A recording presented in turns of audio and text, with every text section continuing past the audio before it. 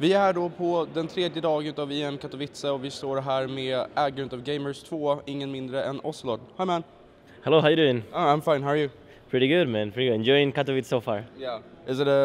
Does it bring back good memories being back here in Katowice? Of course, man.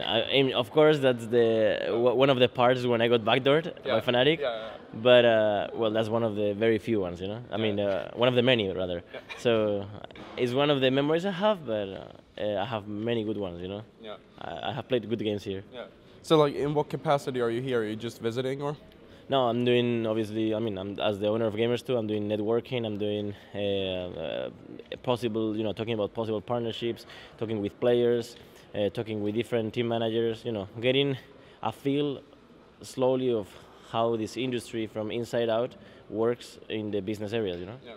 It's pretty interesting from you coming from the perspective of being a player first and then now taking the role of a manager. I mean, like, how do you feel now? Do you look at things differently, like when to like recruit players maybe, and like how players interact with each other? Do you look at that completely differently since you were a player before? You know, I think it's a good thing that I've been a player for 8 to 9 years. I mean, a competitor for 8 to 9 years, because right now I can notice that some stuff that happens within the club, I'm engaging the solutions from a different angle. You know, I'm engaging solutions from way more from the fact that I want to help the players because I've been a player myself. So indirectly, like my subconscious works in favor of the players many times. So I think the philosophy of the club is based under different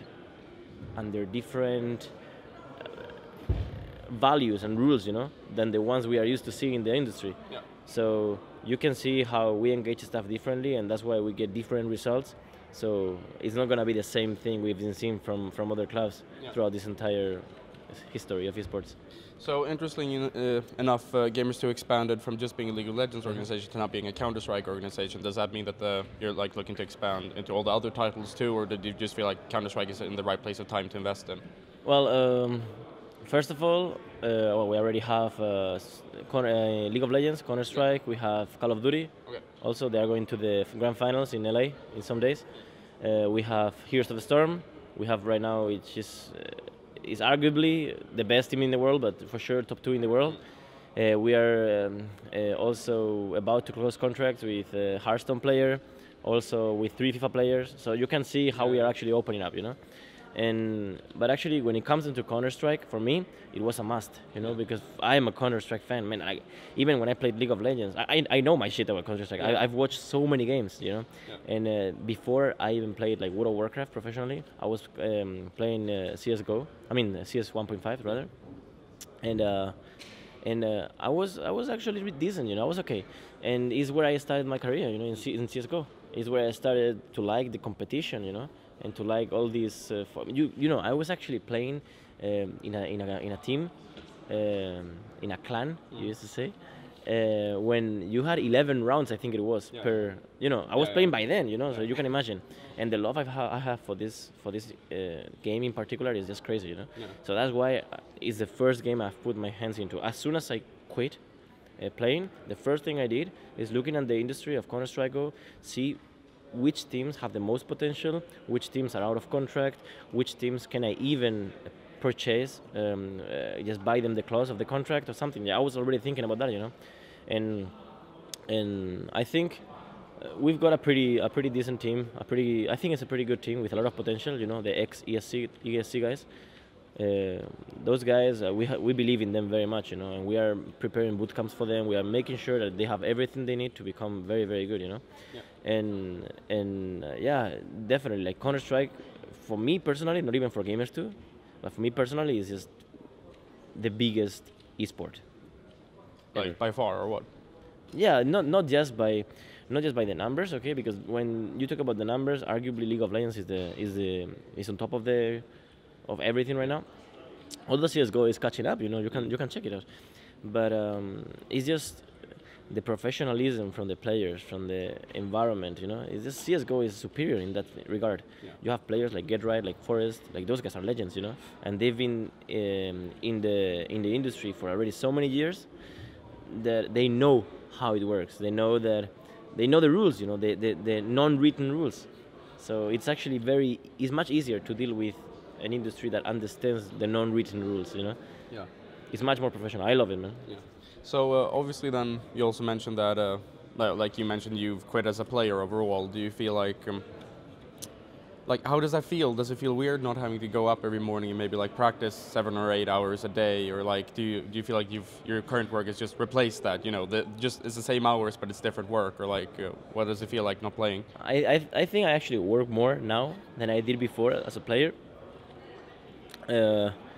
Because I mean, actually, first of all, being a competitor is what I've been doing throughout almost all my life. You know, because I mean, I started with 16 years old, Yeah. so you can say that. I mean, before 16 years old, I was studying only. You know, so I didn't do anything else in my life. You know, except competing, and the abilities I have developed throughout my career of competitor have helped me so much for not only gaming but also other stuff. You know, I'm also putting my hands into other stuff that is fun also. Although right now I can feel how I'm I'm a noob in some stuff. You know, I'm a noob in some when it comes into business.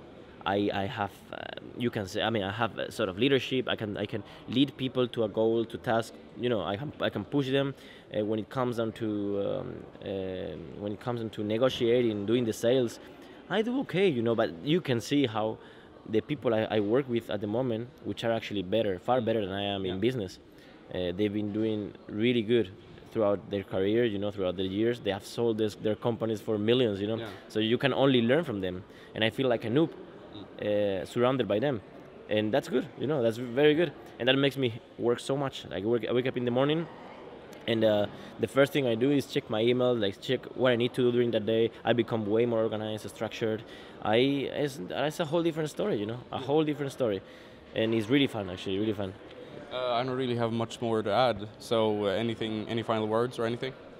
Well, I think it wasn't very clear when I was a player in playing League of Legends and World of Warcraft that I was a CS fan. Yeah.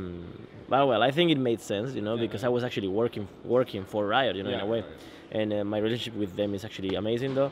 But you don't want to actually be promoting other games or whatever. But right now, like right in the moment I'm right now, where I can and actually I should promote every game my club has. I tell you that CS:GO, Counter-Strike is on top of my list when it comes down to like feeling the vibes of the industry of esports. CS:GO is, I mean, I just love it, man. Yeah. Okay. I watched so many games of it, and I rip off my hair many times. So I love it. I'm actually a legendary Eagle Master with 250 hours, which is not too bad, you know. It's not too bad. It's not too bad. Humble bragging. Okay. No, I'm kidding. I mean, I am lame, but I want to be before the end of this year. I want to be global elite. I think I can do it. I think I can do it, but I don't play that much. So. Okay then. Thanks so much for the interview. It's my pleasure.